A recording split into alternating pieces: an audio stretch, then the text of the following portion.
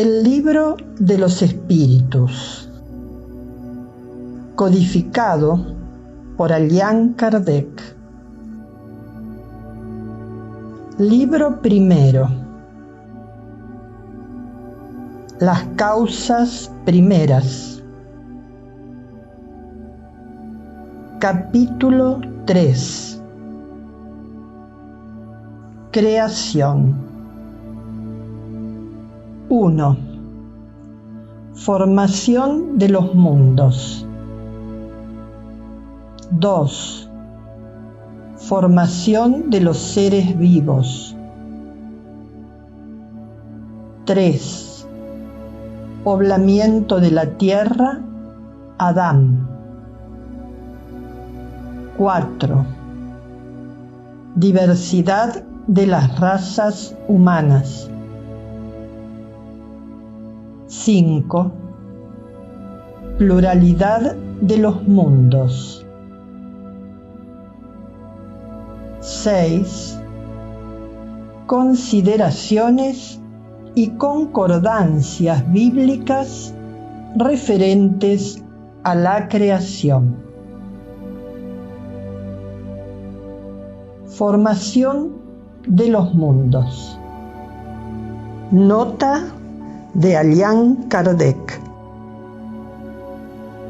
El universo comprende la infinidad de los mundos que vemos y que no vemos, los seres animados e inanimados, los astros que se mueven en el espacio, así como los fluidos que lo llenan.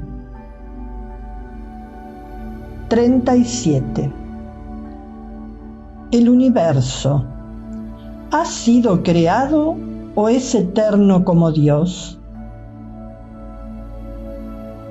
Respuesta. Sin duda, no ha podido hacerse solo. Además, si fuese eterno como Dios, no podría ser obra de Él. Nota de Allan Kardec. La razón nos dice que el universo no ha podido hacerse a sí mismo, y dado que no puede ser obra del acaso, debe ser obra de Dios. 38. ¿Cómo creó Dios el universo? Respuesta. Para servirme de una expresión común por medio de su voluntad. Nada describe mejor esa voluntad todopoderosa que las bellas palabras del Génesis. Dijo Dios: sea la luz, y fue la luz. 39. ¿Podemos saber de qué modo se produce la formación de los mundos? Respuesta. Todo lo que se puede decir y que vosotros podéis comprender es que los mundos se forman por la condensación de la materia diseminada en el espacio. 40. Los cometas serían, como se piensa hoy en día, un principio de condensación de la materia y mundos en vías de formación. Respuesta. Eso es exacto. Lo absurdo es creer en su influencia. Me refiero a esa influencia que se les atribuye vulgarmente, pues todos los cuerpos celestes influyen en parte sobre ciertos fenómenos físicos. 41. Un mundo completamente formado puede desaparecer y la materia que lo compone diseminarse de nuevo en el espacio. Respuesta: sí, Dios renueva los mundos así como renueva los seres vivos. 42. ¿Podemos saber cuánto dura la formación de los mundos, de la Tierra, por ejemplo? Respuesta: no puedo decírtelo, pues solo el Creador lo sabe. Además, estaría loco el que pretendiese saberlo o conocer el número de siglos que dura esa formación. Formación de los seres vivos. 43.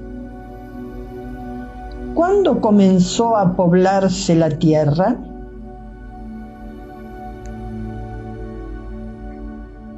Respuesta: al principio todo era caos. Los elementos estaban mezclados. Poco a poco, cada cosa tomó su lugar. Entonces aparecieron los seres vivos adecuados al estado del globo. 44. ¿De dónde vinieron los seres vivos a la Tierra? Respuesta: la Tierra contenía los gérmenes que aguardaban el momento favorable para desarrollarse. Los principios orgánicos se congregaron tan pronto como cesó la fuerza que los mantenía separados, y formaron los gérmenes de todos los seres vivos. Esos gérmenes permanecieron en estado latente e inerte, como la crisálida y las semillas de las plantas, hasta el momento propicio para la eclosión de cada especie. Entonces, los seres de cada especie se congregaron y se multiplicaron. 45.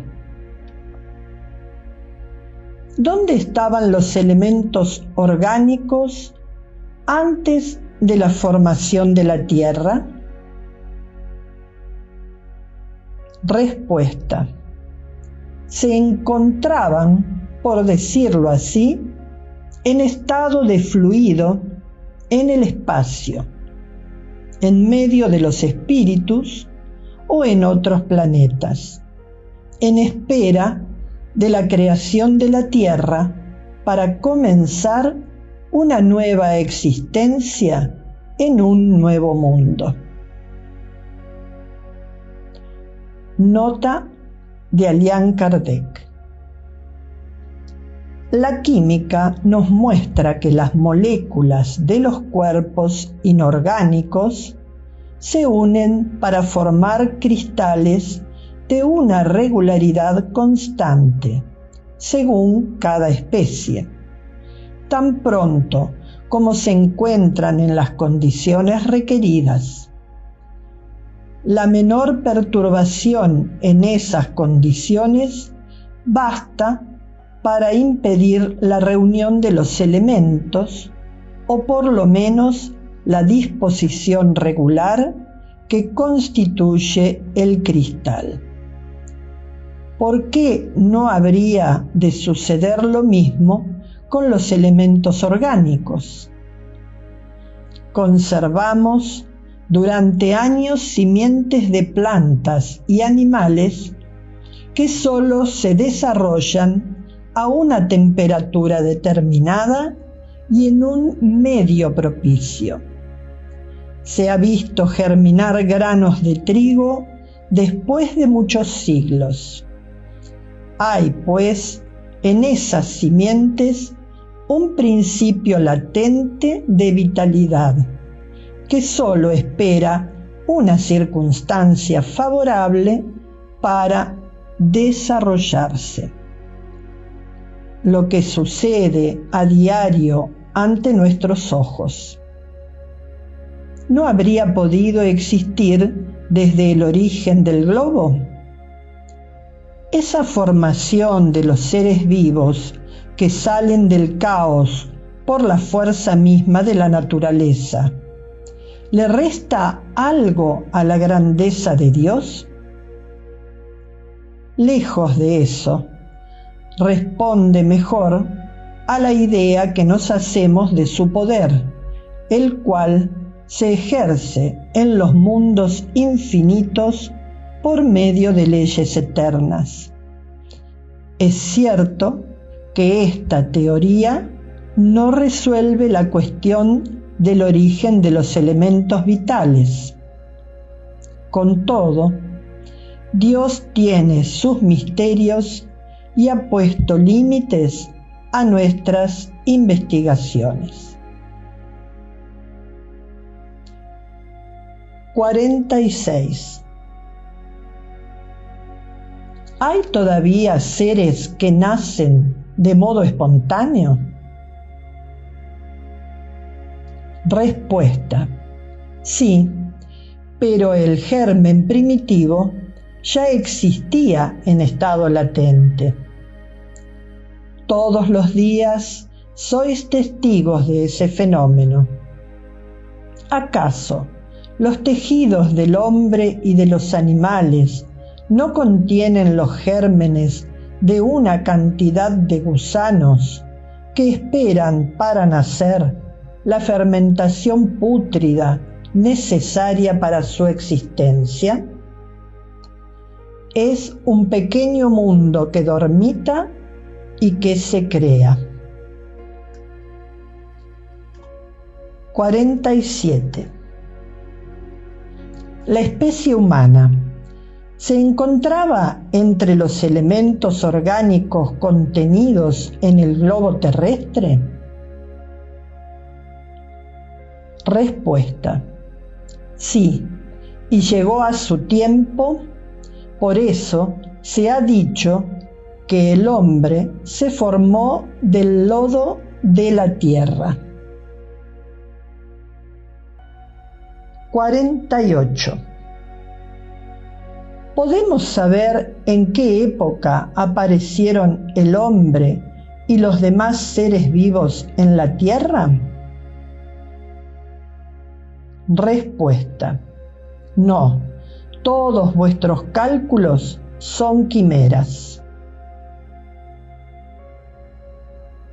49. Si el germen de la especie humana se encontraba entre los elementos orgánicos del globo, ¿por qué no se forman hombres de modo espontáneo como en su origen? Respuesta: el principio de las cosas forma parte de los secretos de Dios. Sin embargo, se puede decir que los hombres, una vez esparcidos en la tierra, absorbieron en sí los elementos necesarios para su formación, a fin de transmitirlos según las leyes de la reproducción. Lo mismo ocurrió con las diferentes especies de seres vivos. Poblamiento de la tierra. Adán. 50. La especie humana comenzó con un solo hombre Respuesta: no. Aquel a quien llamáis Adán no fue el primero ni el único que pobló la tierra. 51.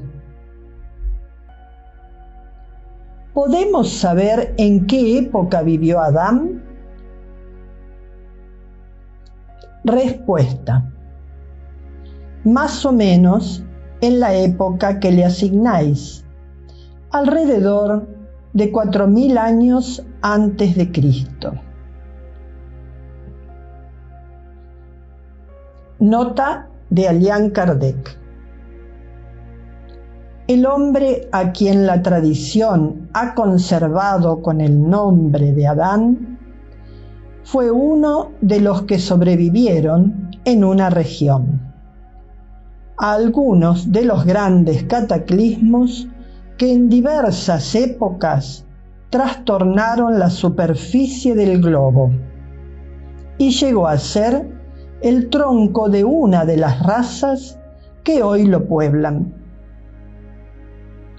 Las leyes de la naturaleza no admiten que los progresos de la humanidad, comprobados mucho tiempo antes de Cristo, hayan podido realizarse en unos pocos siglos, como habría sucedido si el hombre solo hubiese estado en la tierra desde la época asignada a la existencia de Adán. Algunos consideran, con más razón, que Adán es un mito o una alegoría que personifica a las primeras edades del mundo.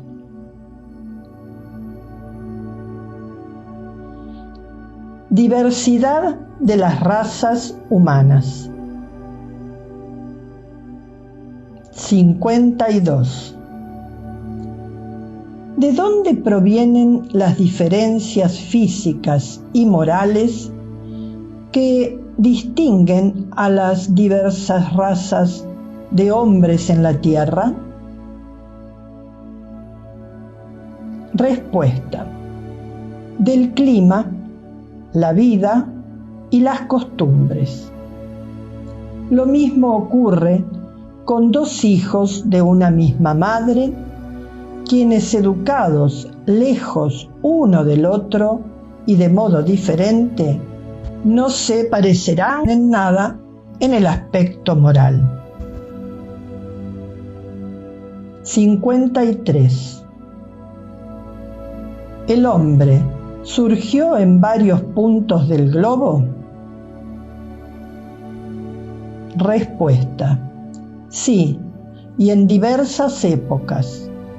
Esa es una de las causas de la diversidad de razas. Más tarde, al dispersarse en diferentes regiones y unirse con otras razas, los hombres han formado nuevos tipos. 53A. ¿Esas diferencias constituyen especies distintas? Respuesta: no, por cierto. Todas son de la misma familia. ¿Acaso las diferentes variedades de un mismo fruto impiden que éste pertenezca a la misma especie? 54. Si la especie humana no procede de un solo hombre, ¿deben por eso los hombres dejar de mirarse como hermanos? Respuesta: todos los hombres son hermanos en Dios, porque están animados por el Espíritu y tienden al mismo objetivo. Vosotros siempre queréis tomar las palabras al pie de la letra. pluralidad de los mundos. 55. Los mundos que circulan en el espacio, ¿están habitados?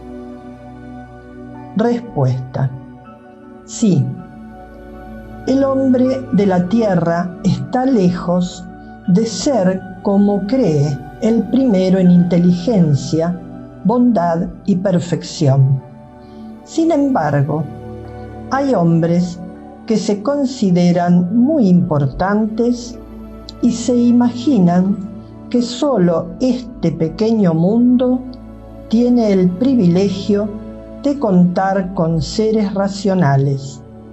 Orgullo y vanidad. Creen que Dios ha creado el universo para ellos, solos.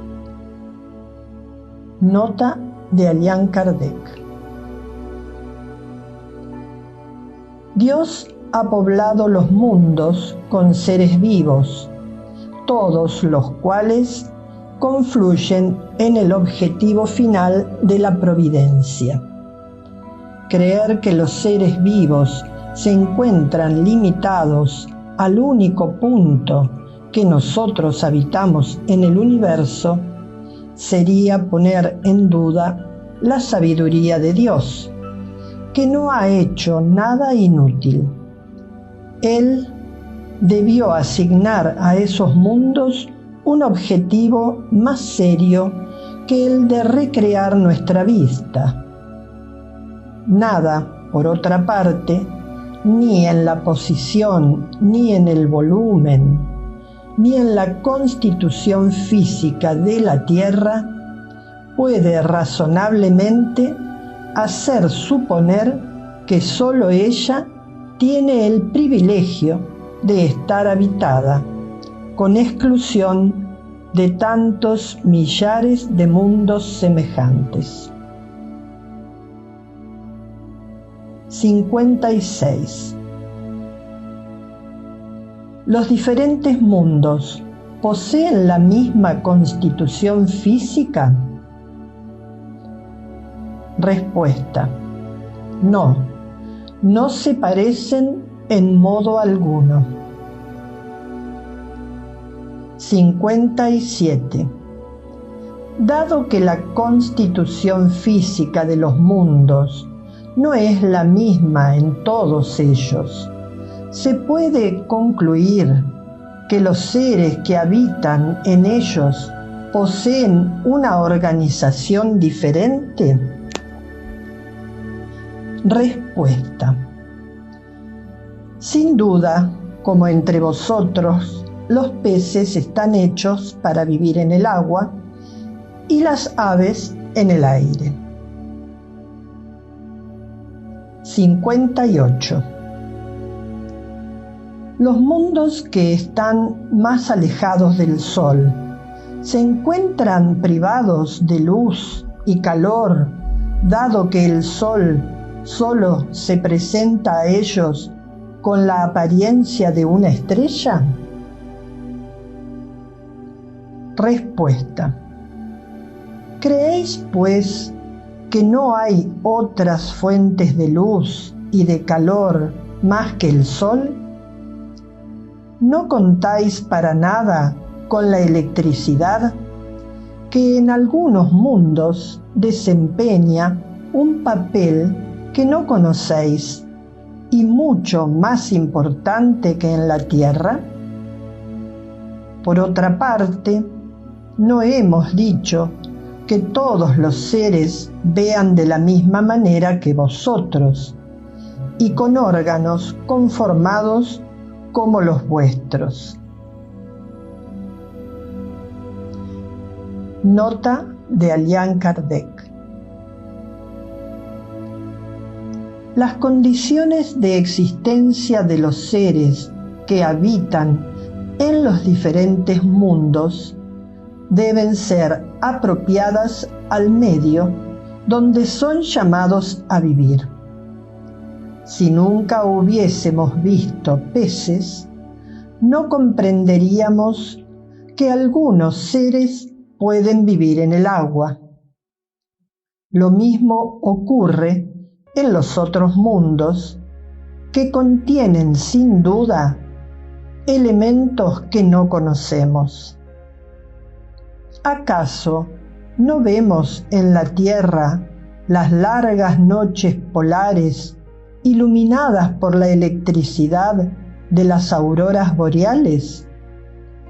¿Acaso es imposible que en algunos mundos la electricidad sea más abundante que en la Tierra y desempeñe un papel general cuyos efectos no podemos comprender? Esos mundos pueden, pues, contener en sí mismos las fuentes de calor y de luz necesarias para sus habitantes. Consideraciones y concordancias bíblicas referentes a la creación. Nota de Allan Kardec. 59. Los pueblos se han formado ideas muy divergentes acerca de la creación, según el grado de sus luces. La razón, apoyada en la ciencia, ha reconocido la inverosimilitud de algunas de esas teorías. La que ofrecen los espíritus, en cambio, confirma la opinión que los hombres más instruidos admiten desde hace mucho tiempo. La objeción que se puede hacer a esta teoría es que contradice el texto de los libros sagrados. Sin embargo, un examen serio permite reconocer que esa contradicción es más aparente que real y resulta de la interpretación dada a lo que a menudo tiene un sentido alegórico. La cuestión del primer hombre en la persona de Adán como único tronco de la humanidad no es la única sobre la cual las creencias religiosas han tenido que modificarse. El movimiento de la Tierra pareció, en cierta época, tan opuesto al texto sagrado que no hubo un solo tipo de persecuciones a las que esa teoría no haya servido de pretexto. No obstante, a pesar de los anatemas, la Tierra gira y hoy nadie podría refutarlo sin agraviar a su propia razón. La Biblia afirma también que el mundo fue creado en 6 días y fija la época de su creación alrededor del año 4000 antes de la era cristiana. Con anterioridad a esa época, la Tierra no existía, pues fue extraída de la nada. El texto es preciso, pero sucede que la ciencia positiva, la ciencia inexorable, viene a probar lo contrario. La formación del globo está escrita con caracteres inalterables en el mundo fósil, y está probado que los 6 días de la creación son otros tantos períodos, cada uno de los cuales abarcó tal vez varios cientos de miles de años. No se trata de un sistema, una doctrina o una opinión aislada, sino de un hecho tan constante como el del movimiento de la Tierra, y que la teología no puede rehusarse a admitir, pues constituye la prueba evidente del error en el que se puede caer si se toman al pie de la letra las expresiones de un lenguaje que suele ser figurado. ¿Es necesario concluir de ahí que la Biblia está en un error? No, los hombres se han equivocado al interpretarla. Al explorar los archivos de la Tierra, la ciencia descubrió el orden en que los diferentes seres vivos aparecieron en su superficie. Y ese orden concuerda con el indicado en el Génesis, con la diferencia de que en vez de haber salido milagrosamente de las manos de Dios en algunas horas, esta obra se realizó siempre por su voluntad, pero de acuerdo con la ley de las fuerzas de la naturaleza, en algunos millones de años. ¿Es Dios menos grande y poderoso por ello? ¿Su obra es menos sublime porque le falta el prestigio de la instantaneidad? Es evidente que no. Sería preciso formarse una idea muy mezquina de la divinidad para no reconocer su omnipotencia en las leyes eternas que ha establecido para regir los mundos. Lejos de menoscabar la obra divina, la ciencia nos la muestra con un aspecto más grandioso y más conforme a las nociones que tenemos del poder y la majestad de Dios, incluso porque se ha realizado sin derogar las leyes de la naturaleza. La ciencia, de acuerdo en esto con Moisés, ubica al hombre en último término en el orden de la creación de los seres vivos. No obstante, Moisés fija el diluvio universal en el año 1654 de la creación del mundo, mientras que la geología nos demuestra que el gran cataclismo se produjo antes de la aparición del hombre, puesto que hasta el día de hoy no se ha encontrado en las capas primitivas ningún rastro de su presencia, ni de los animales de su misma categoría, desde el punto de vista físico. Sin embargo, nada prueba que esa presencia sea imposible.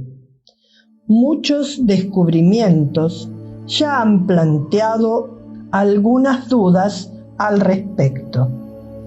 Puede ser, pues, que de un momento a otro se adquiera la certeza material de que la raza humana es anterior al gran cataclismo, y entonces se reconocerá que en este punto, como en otros, el texto bíblico es figurado. La cuestión es saber si el cataclismo geológico es el mismo que el de Noé. Ahora bien, el tiempo necesario para la formación de las capas fósiles impide que éstas se confundan. Por eso, cuando se encuentren rastros de la existencia del hombre antes de la gran catástrofe, quedará probado que Adán no fue el primer hombre, o que su creación se pierde en la noche de los tiempos. Contra la evidencia no hay razonamiento posible. Será necesario aceptar este hecho, así como fueron aceptados el movimiento de la Tierra y los 6 períodos de la creación. Por cierto, la existencia del hombre antes del diluvio geológico es aún hipotética, pero aquí hay algo que lo es menos. Si se admite que el hombre surgió por primera vez en la Tierra 4000 años antes de Cristo, y si 1650 años más tarde toda la raza humana fue destruida, con excepción de una sola familia, resulta de ahí que el poblamiento de la tierra comenzó recién en la época de Noé, es decir, 2350 años antes de nuestra era. Ahora bien, cuando los hebreos emigraron a Egipto en el siglo XVIII a.C., encontraron ese país muy poblado y bastante adelantado en civilización. La historia prueba que en esa época la India y otras regiones también eran florecientes, incluso sin tener en cuenta la cronología de otros pueblos que se remonta a una época mucho más lejana. Habría sido preciso, pues, que desde el siglo XXIV hasta el XVIII, es decir, en un espacio de 600 años, no sólo la posteridad de un único hombre hubiera poblado las inmensas regiones entonces conocidas, suponiendo que las otras no lo estuvieran, sino que en ese corto intervalo la especie humana se hubiera elevado desde la ignorancia absoluta del estado primitivo hasta el más alto grado de desarrollo intelectual, lo que contradice todas las leyes antropológicas. La diversidad de razas viene también en apoyo de esta opinión. El clima y los hábitos producen, sin duda, modificaciones en el carácter físico, pero se sabe hasta dónde puede llegar la influencia de esas causas, y el examen fisiológico prueba que entre algunas razas hay diferencias constitutivas más profundas que las que puede producir el clima. El cruzamiento de las razas produce los tipos intermedios, tiende a borrar los caracteres extremos, pero no los produce, solo crea variedades. Ahora bien, para que tuviese lugar un cruzamiento de razas, habría sido preciso que hubiese razas distintas. En ese caso, ¿cómo se explica su existencia si se les asigna un tronco común y sobre todo tan cercano? ¿Es posible admitir que en unos pocos siglos algunos descendientes de Noé hayan podido transformarse hasta el punto de producir la raza etíope, por ejemplo? semejante metamorfosis no es más admisible que la hipótesis de un tronco común para el lobo y la oveja, el elefante y el pulgón, el ave y el pez. Una vez más, nada puede prevalecer contra la evidencia de los hechos. Todo se explica, por el contrario, si se admite la existencia del hombre antes de la época que vulgarmente se le asigna, que existe una diversidad de troncos, que Adán vivió hace 6000 años y fue el poblador de una región aún deshabitada, que el diluvio de Noé fue una catástrofe parcial que se confundió con el cataclismo geológico. Por último, es necesario tener en cuenta la forma alegórica particular del estilo oriental, que se encuentra en los libros sagrados de todos los pueblos. Por eso, es prudente no pronunciarse con demasiada ligereza en contra de doctrinas que tarde o temprano pueden, como tantas otras, desmentir a quienes las combaten. Por su parte, las ideas religiosas, lejos de perder, se realzan al marchar con la ciencia. Esa es la única manera de no mostrar al escepticismo un lado vulnerable.